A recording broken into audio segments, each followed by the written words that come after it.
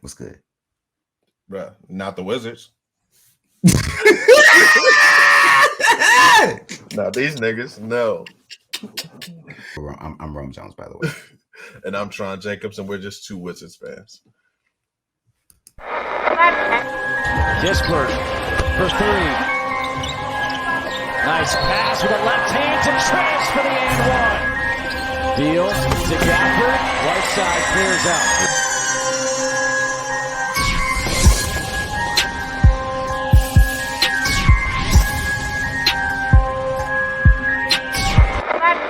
Varius.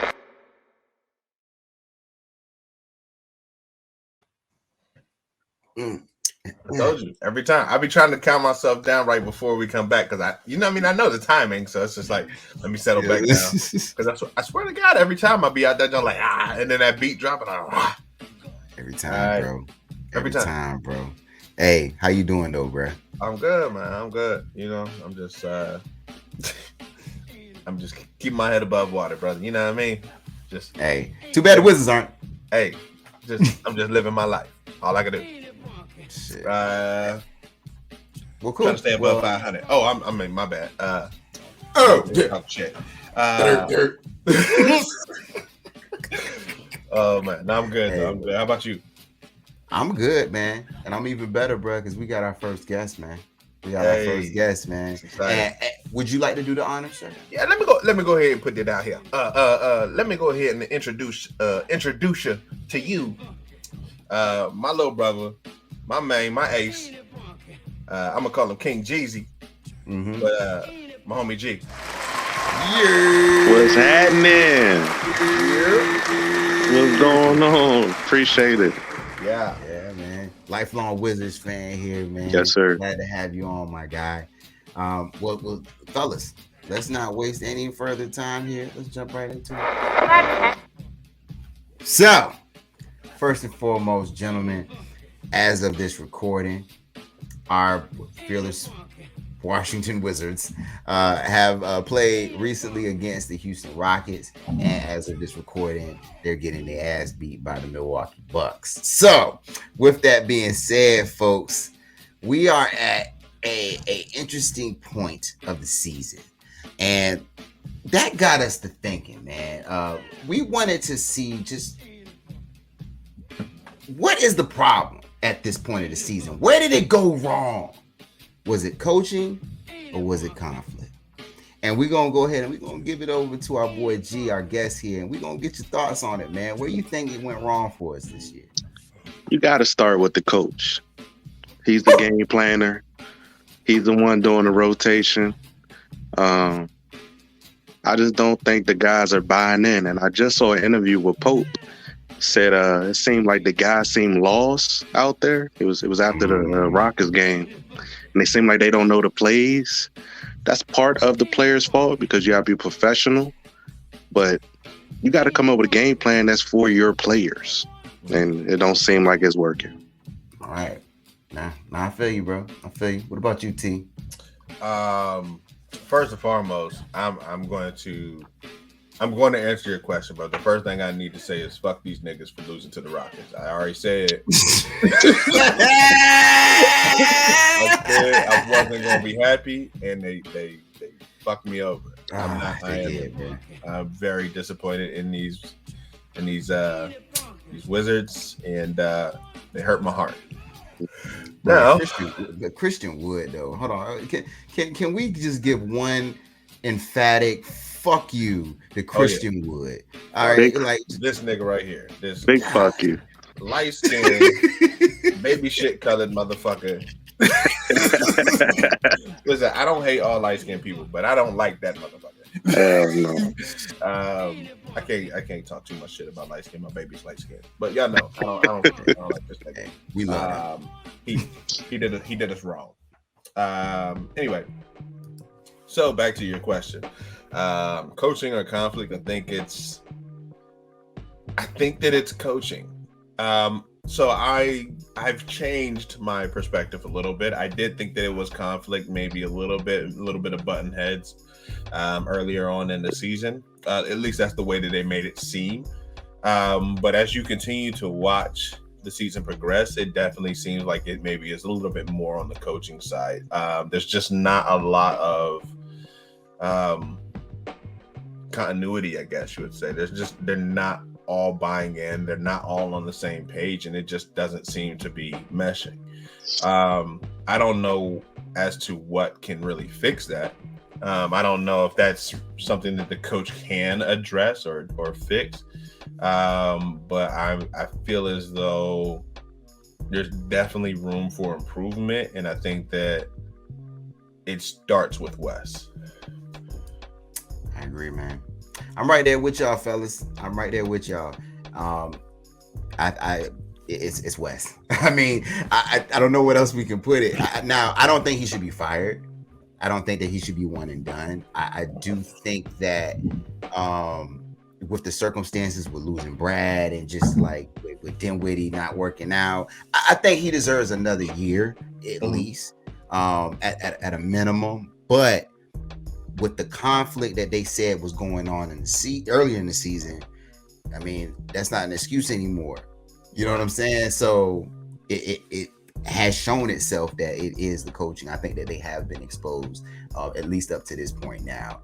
And, you know, going forward, maybe they need a couple of adjustments or a couple of additions to the coaching staff that I think that could be beneficial. Somebody getting fired this year, you know what I mean? So, you know, whoever's getting fired, you know, bring in some head coaching experience. I don't think that they have anybody who has head coaching experience other than like Wes. You know what I'm saying? He's not, and this is his first year. So, hey, to be continued, y'all. But I think that we all on the same page here. It's the coach.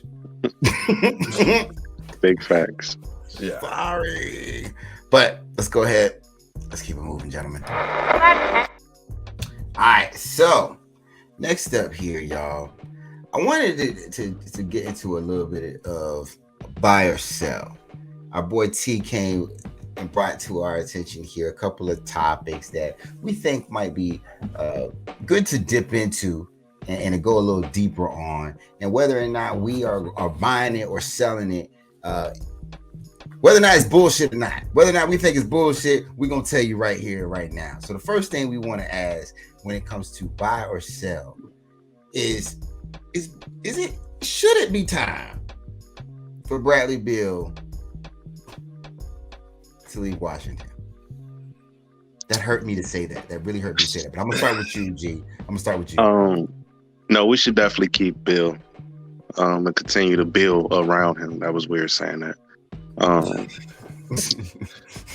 But yeah, so I would buy that. So I should sell that. Sell that, yeah. Yeah, sell that and keep Bill. That's what I'd say. All right, okay. T. I'm cool with that. So I think, other than my camera being some shit tonight, I think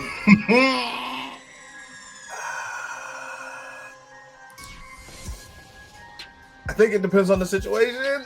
But that's not what we're at. That's not what we're looking at. So I'm gonna say that I'm at the moment I'm going to sell, which I feel like probably surprises at least Rome. Actually, probably surprises you too, G. As much shit as I talked about Bradley Beal in my day. Since his rookie year. Yeah. Well, that nigga makes mistakes. But I'm going to sell it because without him, I think it's going to be hard to get someone else in here.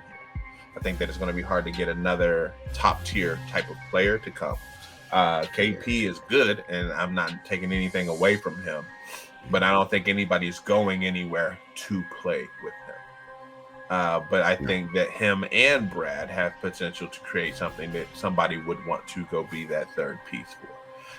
So I'm going to sell based off of the idea that I think that him and KP are going to do something pretty special next year, if Brad stays.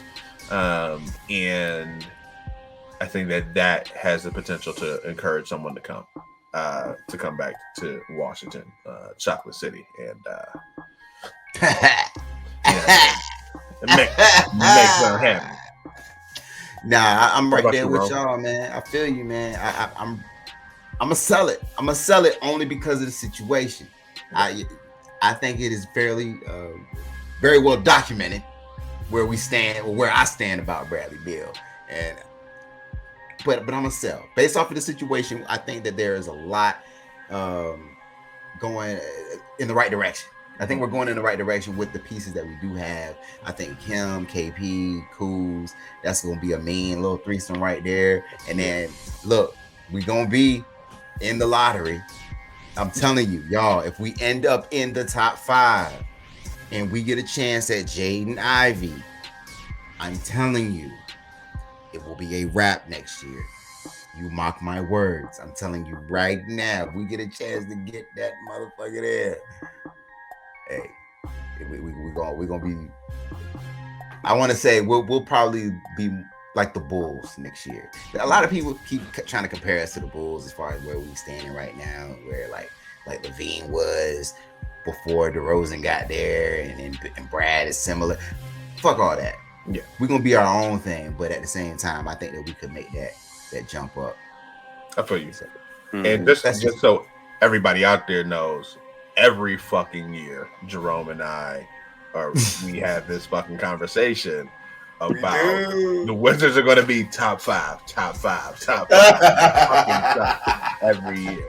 So we're going to say it again, and we'll see you next season to say that shit again.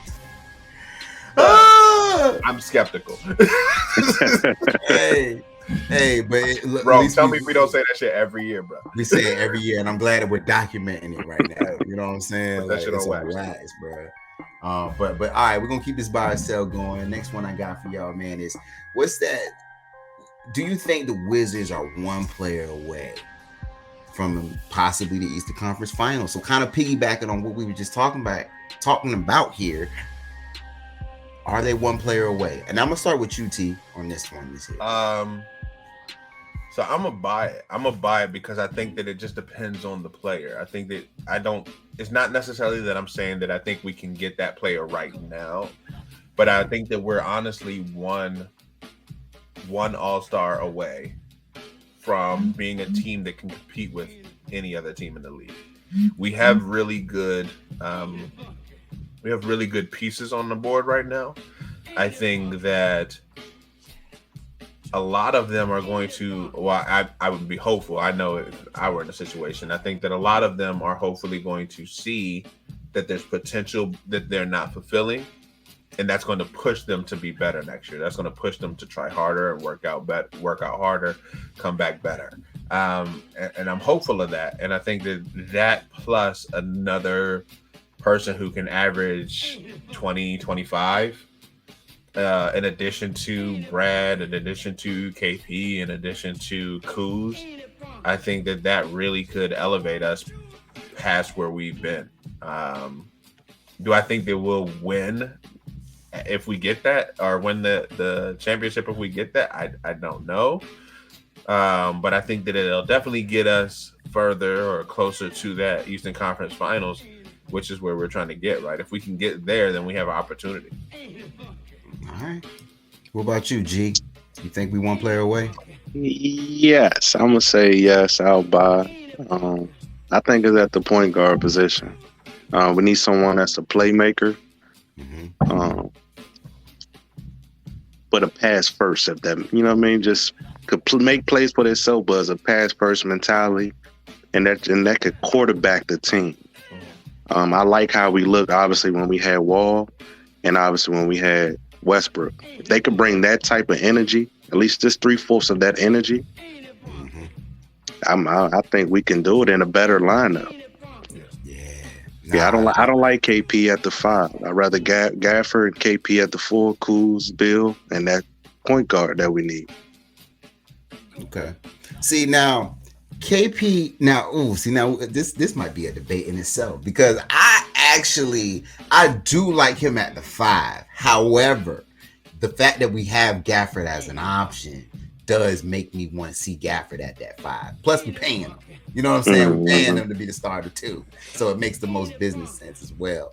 But I do like KP at the 5. I like that KP Kuz 4, and then I don't even think KCP probably need to still be in the starting lineup at this point. I think Rui still looks good. I think Rui, matter of fact, see now this is actually getting off a little bit, and I gotta ask y'all this question real quick. Now that's on my mind. Do y'all like Rui as a sixth man?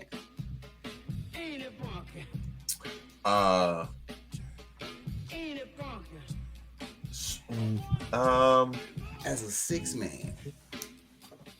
No, I think he should be in the starting lineup.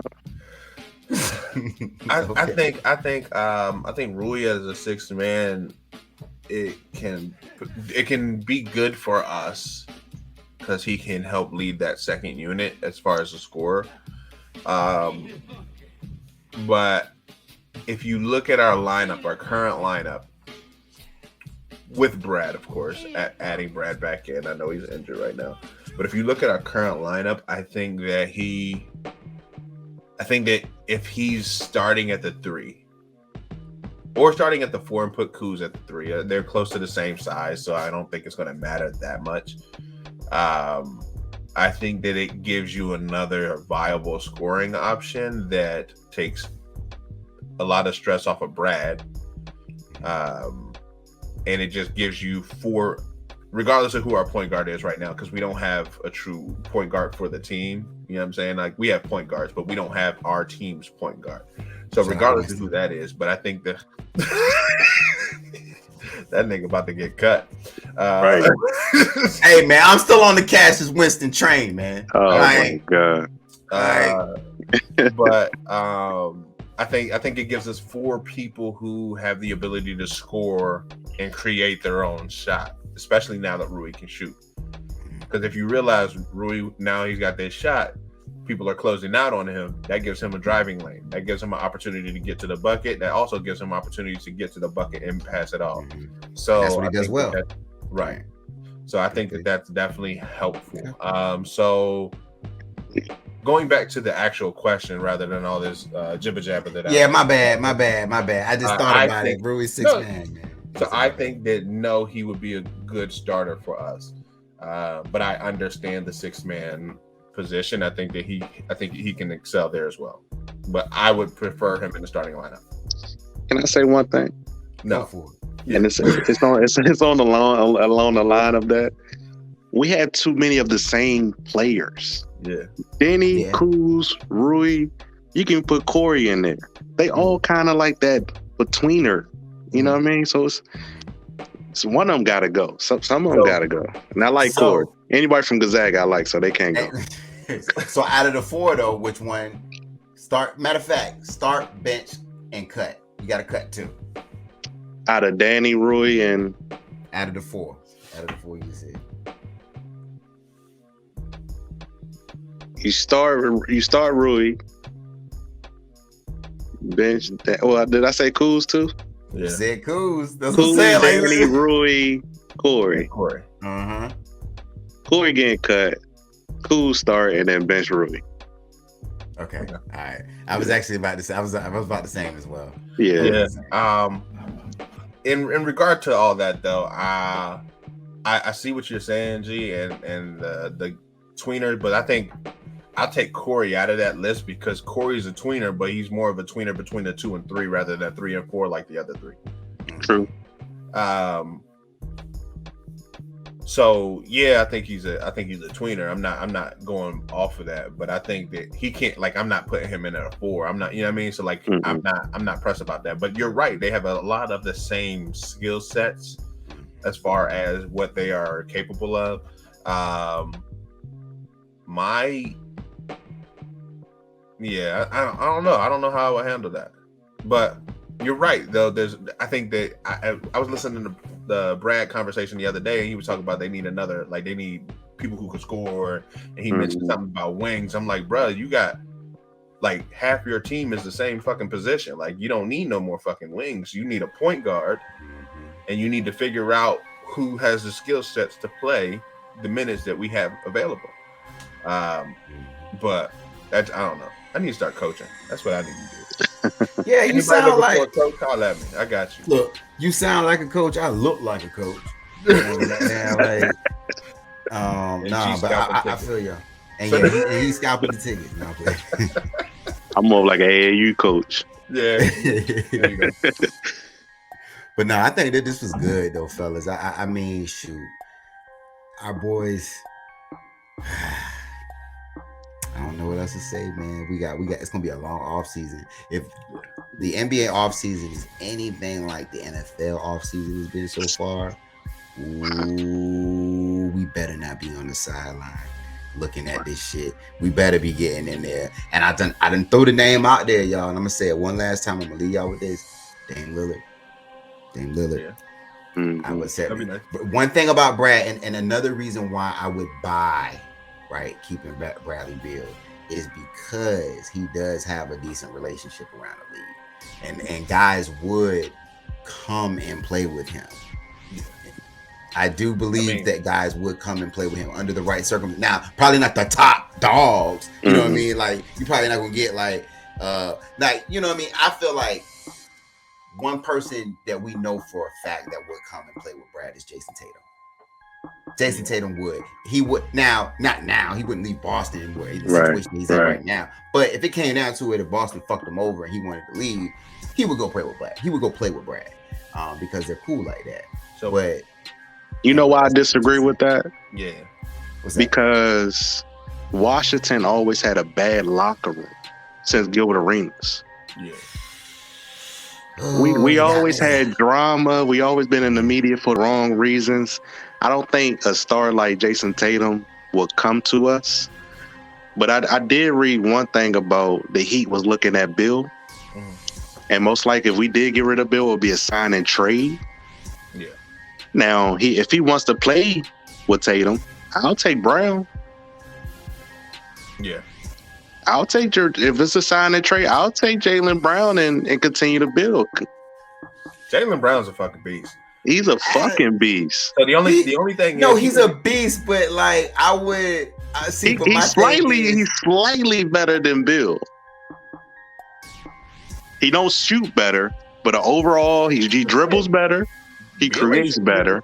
I don't have my problem with that trade is that I would want Tommy to be more aggressive to get Jason here, versus like going like get like versus just letting Brad go. You know what I'm saying? Like I just feel like the window is open right now. So my thing is I don't think Jason would come because I think Jason and Jaylen even had an issue because Jason wants that to be his team. Yeah. So I don't think he's going to play with Brad because it's not going to be just his team. Now they're cool, so it might be a different dynamic, but I think that's yet to be seen. I don't know. I digress, but it's neither here nor there. This is good discussion. We are not talking about any of the shit that we planned out. That might have been my fault. My bad. That's good. Nah, man, this was good though, fellas. This was good. Shoot. Nah, so I think that we are at a good point to go ahead and wrap up for this particular session. Hey, big shout outs once again to our guest, G Love. Yes, sir. Yes, sir. Hey, man, we appreciate you, man. Make sure that y'all hit us up anytime. You know what I'm saying? Show us some love. On IG. Oh, speaking of IG, I'm gonna go ahead and give you the floor here, T. Let them know where they can find us at. Hey, you can find us at 2 Wiz Fans on IG and Twitter. And don't forget, we need content. So if you have anything, send us some content, man. Let us know what you want us to talk about. I mean, I'll always happy to bring up some shit, but let us know what you want us to talk about. And then don't forget, you can reach us by calling or text at 571-572-0977. Let us. Yes, as I like to say, call me. Call me. Hey, but this has been 2 Wizards fan, man. For your boy Rome Jones and Tron Jacobs, G Love. We just now we 3 Wizards fans. A trio, baby. Hey, y'all have a good one. I will. The Varius